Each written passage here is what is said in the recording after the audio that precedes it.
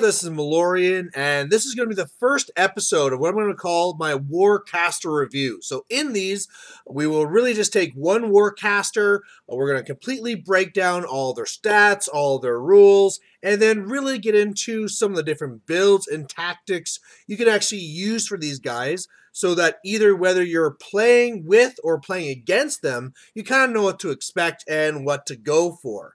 Now, my voice is kind of going, but I'll do my best. So our first one we're going to attack is going to be the starter box caster for Signar, which is Commander Coleman Stryker, more commonly known as P Stryker or Stryker 1. The P Stryker meaning Prime Stryker, so the first one, and again Stryker 1 because it's the first version.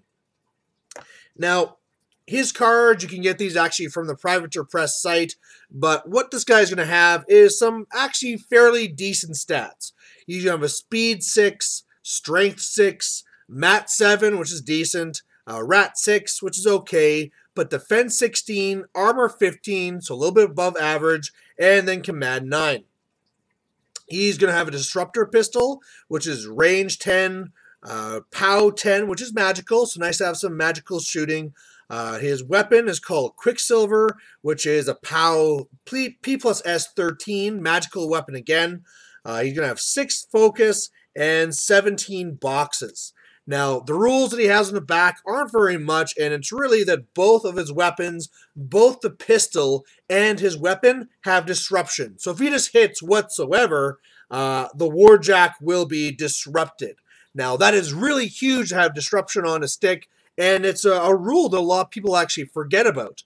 A lot of times you might try and take like a Stormcaller or something like this, but this guy, your Stryker 1, can just go and shoot with his pistol. I mean, while he's doing his spells, just pew, shoot your jack, and he's disrupted, can't be allocated any focus, and it's really nice to have this free ability really right on him.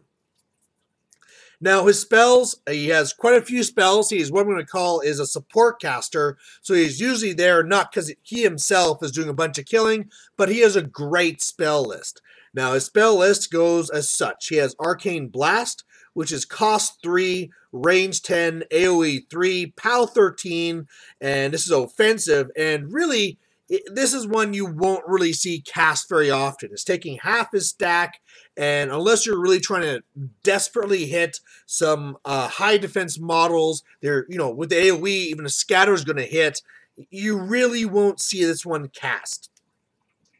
Then he has Arcane Bolt, which is cost 2, range 12, POW 11, another offensive spell, and this one again, it's the same range as his pistol, so even if you need to shoot down a Feral Geist or something like that, his pistol is magical. So again, you probably won't see this.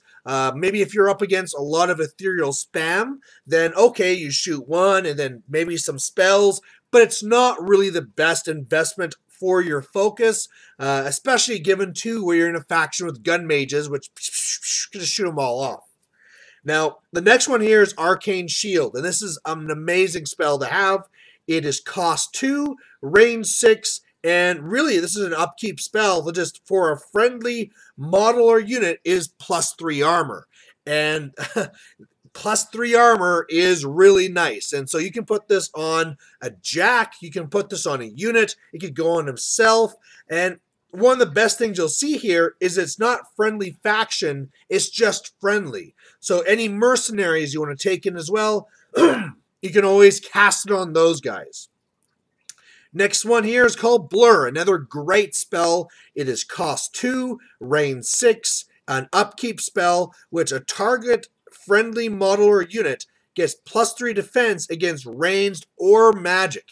And again, very, very strong defensive spell. So whereas the other one really helped you skew with the armor, this one really helps you skew with the defense. So again, something like gun mages, which are normally defense 15, which is pretty awesome, are all of a sudden defense 18 with no extra cover or concealment, and that makes them almost impossible to hit at range. The next one here is one that's pretty unique, and it's called Earthquake. Now, Earthquake is cost 3, range 10, AoE 5. It's not going to do any damage. However, this offensive spell, any models that are hit by Earthquake are knocked down. And this is an amazingly great spell because if you can knock something down, it's usually in a lot of trouble. But we'll get to that in a second. The last one here is Snipe, another great spell, which is cost 2, range 6, upkeepable, and it's again target friendly model or unit, so not friendly faction, gets +4 range. And so what you really have from this caster is spells to cover everything. You have your armor buff, you have a defense buff, you have a assassination aiding spell, and you also have a range amplifier. And this really makes it so that Stryker 1 is really a jack of all trades caster. There's very little you can take with Stryker that he cannot support. Again, I mean, if it ever comes up where during your Who's the Boss you get Stryker 1, it's probably going to be a great caster for you because he'll do something for you. Now, finally, his feat is going to be well in Stryker's control area, friendly faction. So this is the first time we've heard that faction word. Models gain +5 armor from the round. And again, you could be stacking this with Arcane Shield. So this model or unit could be +8 armor for the round. And that is just really crazy. And the nice thing, of course, is whereas the Arcane Shield could be purified off or shot off with Epic Iris, this feat is just there. There's almost nothing that ignores it and is a huge skew in your favor. So given this again, all these parts together, Coleman Stryker is definitely a support caster that's not really going to be doing a lot for himself, but is going to be doing a lot for his army. And because he's so diverse, there's a lot you can actually do with him. You can go with Jack-heavy armies, infantry-heavy armies that are either going for the defense or the armor skew. Usually, he likes to side more with the armor skew because he has multiple buffs to that. But then again, you can really work him so that he's supporting different types, right? And as well, he can be a very good assassination caster. Not that he's going to assassinate himself, but he'll set up the assassination for the other models. So looking at this, what type of models do you want to take in his list? And like I said, it's pretty much anything, but for the very starters, what you probably want to do is because he has so many upkeeps and so many spells he's trying to cast, you probably want to be looking at either taking the Squire or Silas Wishnailer. Now, what that'll allow you to do is, of course, Wishnailer will allow you to upkeep one for free, and if you're trying to hit with that Earthquake, it'll make it easier for him to do that. Otherwise, if you're trying to catch more things in a range for your feet, you probably want to go more on the side or the Squire. So it's really up to you which way you want to go. Now, as far as Arcane Shield go, that really means that you want to find a unit that, of course, is wanting to take advantage of it. So you could be putting this on your Stormwall. Your Jack could get really tough. You're probably not going to put it on Stryker because, again, this guy is going to be using almost all of his focus up, which means that after that, he's going to be hiding. So he probably won't need shield because he's just going to be using line of sight or distance to keep him alive. But it can also go on units such as Sword Knights. You know, those guys all of a sudden get very defensible. Or you could be putting them on Stormblades. Or you could be putting them on Forge Guard. Or you can be putting it on the Boom Howlers. All these models get very resilient to regular shooting just with Arcane Shield on them. And then, of course, if you ever do the feat as well, then it's just ridiculous, and it's very, very difficult to kill these guys. I know one SKU list I did with P. Stryker here is actually ran him with double Stormwall. And with him putting Arcane Shield on one, and the Journeyman Warcaster putting Arcane Shield on the other, and then you pop feet, you're adding +8 armor to your Stormwalls, and they're armor 27.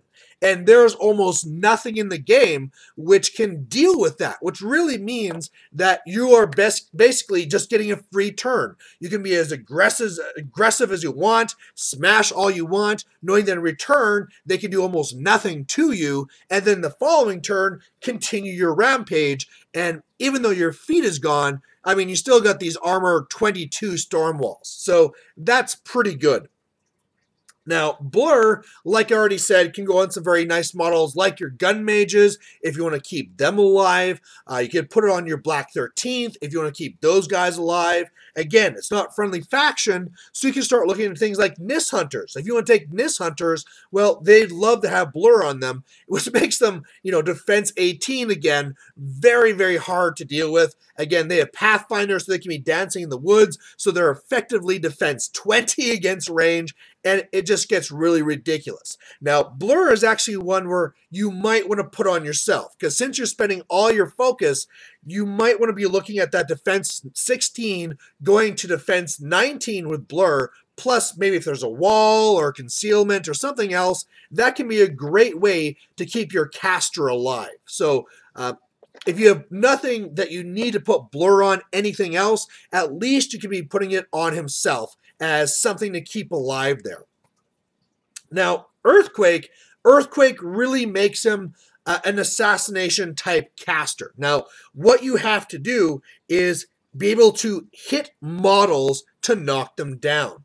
Now, the nice thing about the wording here, and it's a pretty nice range, range 10, you can always take a Lancer to get some farther distance, but with that AoE 5, if you are trying to assassinate an opposing character that is a very high defense, you can try and target another model that is nearby and hit that Earthquake on that other model, catch that caster within that AoE 5, they're knocked down, and then all of a sudden you start shooting those guns, and the thing goes down.